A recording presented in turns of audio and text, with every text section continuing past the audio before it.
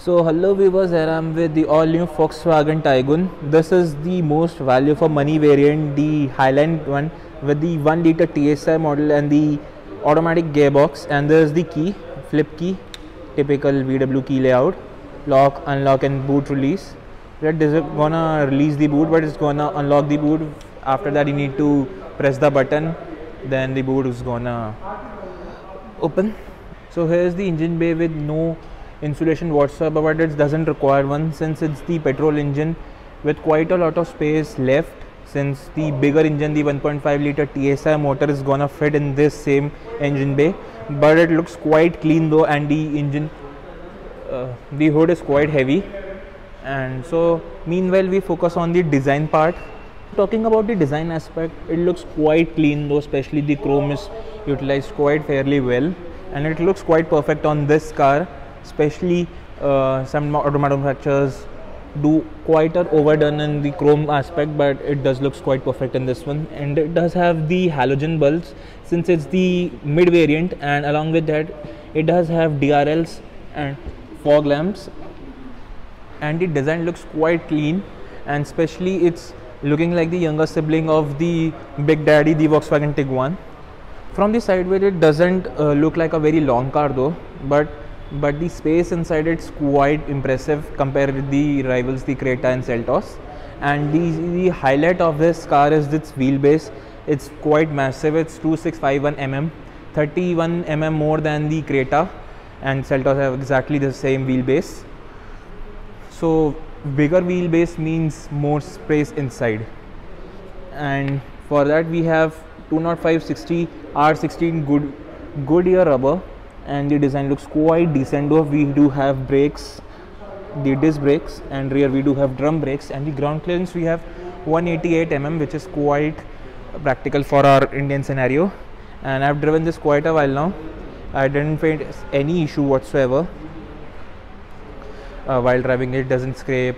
So especially for this reason itself people go for SUVs. And the tail lamps looks quite impressive, and the design is quite impressive, especially in the continuous design we get in this car.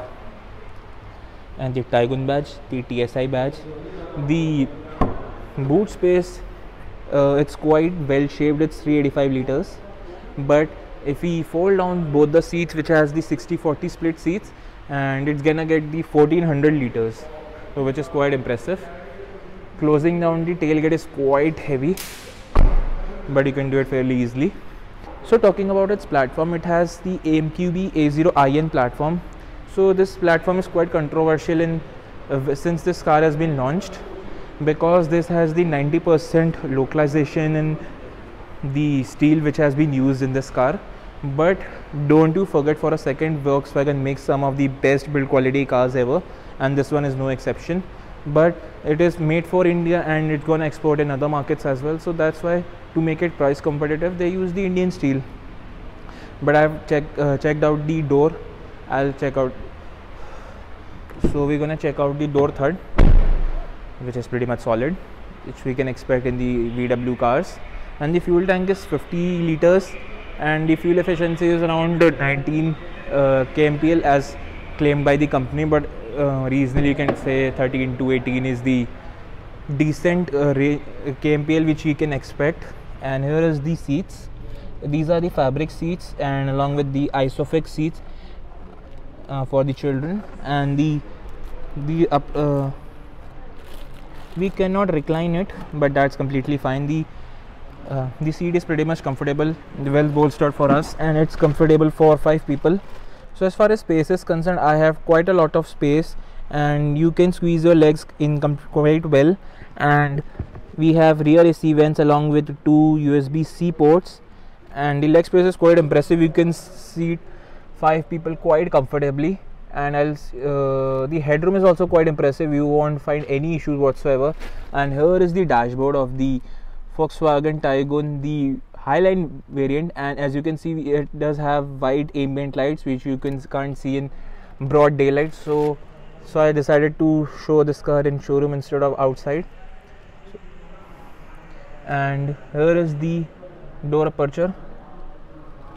and we do have power windows, and you can keep a 1 liter water bottle fairly easily. And the aperture and door opening is quite impressive. The ingress and egress is quite comfortable, and to open the fuel tank you just do this and you are good to go. And let's check out the door. But before than that, this doesn't have the keyless entry. You need to use your key remote. So let's check out the look from the driver's instrument. And along with this, the instrument has the analog style, which I quite like than the other one, the digital one, since I'm the analog guy. So this is a matter of personal preference. So this car has this star feature, this touchscreen infotainment system, which I'll show you in a bit, and it does have Apple CarPlay, Android Auto, wireless, and it does have the wireless phone charging as well, but it doesn't have the automatic climate control, which is quite fine. And we have button for the ESC off, which is traction control, and this is the automatic gearbox, and it doesn't have the ventilation seats as well. So that's a miss, which that's completely fine. In automatic we do have paddle shifters and hill start assist as well. So these are the controls for the cruise control as well as the audio system, and these are the controls for the instrument cluster, which is this one, which is quite small than the top model, which is completely fine, and it does the job pretty well. And we do have controls for the different modes, and we'll check it out in a bit. This is the wiper switch, and it is in right side, and the indicator switch and high beam switch is in left side, the typical VW cars. And these are the lights with that. It doesn't have the automatic lights. And let's check out the instrument cluster. So here's the instrument cluster of the Taigun. To control it, you need to press this switch, and we do have telephone, audio, driving data, vehicle status. So let's add the vehicle status. So it's gonna display all of the important data. And in this car we do have the low tire warning system. So if the tire pressure is low, it's gonna warn. It doesn't have the TPMS, which shows continuously, but it's quite a handy feature. So this is the touchscreen which I was talking about. It's quite impressive, so slick, and VW group infotainment systems are one of the best. They are leaps and bounds of other lagging infotainment systems. So it does have the Apple CarPlay and Android Auto, and along with navigation you need to use the connected app, which you're gonna sync with your phone and with your infotainment system. And this is the button for ESC off, and you can, and this is for the auto start stop function. So here we do have white ambient lighting, which is quite impressive. In the GT line we do have red ambient lighting, and the texture is quite impressive. Okay, these are hard plastics, and the steering is soft, but overall build quality is pretty much impressive. And here we do get the charging socket, and here is some space to keep your keys if you have the push button start system, which it doesn't have. But in free time you can keep your keys here. It's perfectly designed for your key. Cup holders are quite massive, and where you get the armrest with quite a lot of space. So overall the seat quality is also quite impressive. It's quite comfortable. The bolstering is impressive, and we don't get auto dimming mirror, which is quite okay. And here is the lights, white lights. So it doesn't get the sunroof, which you get in the next model, which is the top line variant. So for interior, it doesn't look like it's quite hummed in, and it's quite comfortable to sit and to drive in. So overall it's quite an excellent package to deal with. So overall with it's quite a lot of equipment for the second model, which is after the comfort line. This is the Highline trim, which is quite a lot of features as compared to its other mid-model counterparts. And for starters, we do have power windows up and down for driver, not for the other passengers. And we do have foldable function for mirrors, lock and unlock switch. See, the build quality is quite impressive. We don't get the soft touch material as such, except for here, but not here. Overall, it's quite an excellent package to begin with, and the prices will be in description box below and on the screen as well. Well, a special shout out to Volkswagen Jalandhar, give me an opportunity to drive this car as well and show you this model as well, which is the most demanding and most impressive model in the Taigun lineup. And for starters, we do get the top model as well, the GT line, so you can see the difference between both the cars. But according to me, most of the bus, this car is quite suitable for the most of the requirements which they have on offer. Overall, I kinda like this car, but I'm waiting to drive the Virtus as well, so stay tuned for that. Well, furthermore, this is in silver color. We do have 4 more colors, starting from yellow, from grey, white and red. So these are the colors which are available in the Taigun. And along this, we do have roof rails as well, which are quite functional. Since it doesn't have the sunroof, so it's gonna uphold the weight quite easily and has the capacity of 50 kgs. Well, I think in my opinion it's gonna do their task pretty well. So overall, it's quite an extensive package launched by VW, and it's are selling quite a decent number, at least in their sales. Their sales figures are doubled and quadrupled, which is quite impressive. Since in the perfect price and the perfect car they are launching, so people are gonna buy it. So let's take off for a drive and let's see how it goes.